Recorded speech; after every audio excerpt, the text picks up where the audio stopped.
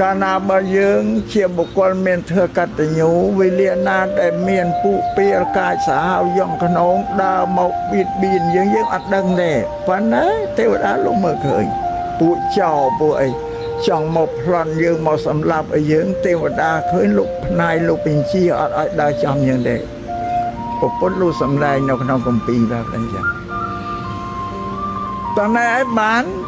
ពុទ្ធលោកសម្ដែងថាបើអ្នកឯងចង់ឲ្យទេវតាជួយសូមឲ្យអ្នកឯងជួយខ្លួនឯងមុនជួយខ្លួនឯងមុនគឺធ្វើល្អដឹងគុណមេត្តាបិតាអីសពយើងធ្វើល្អទេវតារក្សាតែបើយើងមិនបានធ្វើល្អទេមិនបាច់អុជធូបបានទេវតាមកអ្នកទេវតាណាមករក្សាមនុស្សអាក្រក់ទៅការពារចោលអីអត់មានទេគឺទេវតាថែរក្សាតែមនុស្សល្អញញែតមើលមកអត់ពិបាកយើងហៅបងទេវតាមកជួយយើងស្រួលលើបង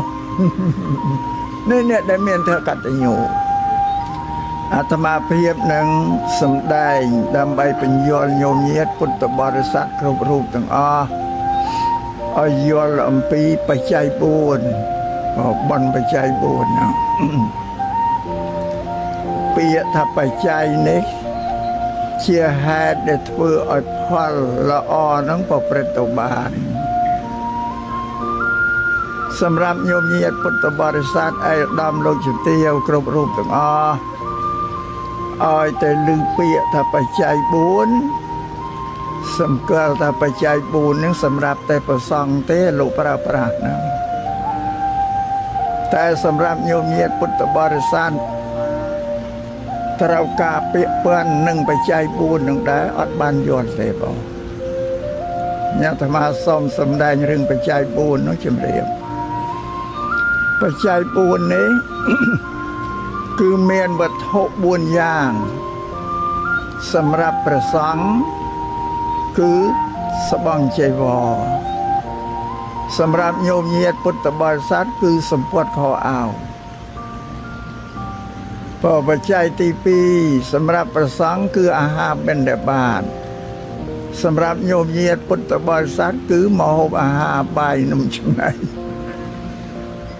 បច្ច័យទី3សម្រាប់ព្រះសង្ឃហ្នឹងគឺកុដិសាលាព្រះវិហារឧបសពបែបសពយ៉ាងនឹងញោមញាតពុទ្ធបរិស័ទគឺផ្ទះសម្បែងគេហដ្ឋានបច្ច័យទី4ព្រះសង្ឃហ្នឹងគឺថ្នាំសម្រាប់ព្យាបាលរោគនឹងញោមញាតក៏ថ្នាំព្យាបាលរោគដូចគ្នាដែរនេះសម្រាប់ពាក្យថាបច្ច័យ4នោះហើយបច្ច័យ4ហ្នឹងមិនមែនសម្រាប់ប្រើប្រាស់តែយើងអ្នកកាន់ពុទ្ធសាសនាទេឲ្យតែមនុស្សនៅលើសកលលោកនេះពោជាណាក៏ជីវិតត្រូវទាក់ទងនឹងបច្ច័យ4នឹងជៀសអត់ផុតទេនេះព្រះសម្មាសម្ពុទ្ធជាបរមគ្រូទ្រង់សម្ដែងបញ្យល់ប្រាប់ដល់មនុស្សទាំងឡាយទូទៅនឹងឲ្យបានជ្រាបប៉ុន្តែរយៈកាលដែលកន្លងមកហើយឯកឧត្តមអ្នកញ្ញាលោកជំទាវបរិស័ទទាំងអស់ឲ្យទៅលើពាក្យថាបច្ច័យ4សំដៅទៅលើតែព្រះសង្ឃដែលលោកប្រើប្រាស់តាមពិតមិនមែនទេណាគ្រាន់តែពាក្យបច្ច័យហ្នឹងវាជាភាសាបាលីប្រែជាខ្មែរថាវត្ថុ4យ៉ាងចាំបាច់សម្រាប់ជីវិតរបស់មនុស្សទាំងឡាយនៅលើโลกនេះជាសក្ខីភាពជាស្ដែងសូមឯកឧត្តមអ្នកអាជ្ញាលោកជំទាវលោកស្រីអក្រឡេកភ្នែកមើលទៅលើពិភពលោកនេះជនជាតិណាមួយដែលមិនជាប់ទាក់ទងនឹងវត្ថុ4យ៉ាងគឺមិនមានទេបងនេះសូមជម្រាបចឹងហើយវត្ថុ4យ៉ាងនេះទៀតមនុស្សនៅក្នុងសង្គមរបស់មនុស្សនេះមានវត្ថុ4យ៉ាងនេះមិនស្មើគ្នាទេខ្លះក៏មានសម្បត្តិទ្រព្យខ្ពង់ខ្ពស់ខ្លះក៏ជាបន្តរហូតដល់ទៅអ្នកក្រសក្សត់ទូរគន្ធហ្នឹងសួរថារឿងអីបានជាមនុស្សទាំងអស់មានបច្ច័យ4នេះវាមិនស្មើគ្នាសម្រាប់ពុទ្ធសាសនាព្រះសម្មាសម្ពុទ្ធនោះសម្ដែងថាមកពីមនុស្សនឹងមិនមានបញ្ញានឹងនិយាយពីបច្ចុប្បន្នលោកីនេះតែអ្នកដែលខ្វះបញ្ញាហើយរកវត្ថុ4យ៉ាងនឹងបានដោយកម្រក្រៃលែងជាទីបំផុត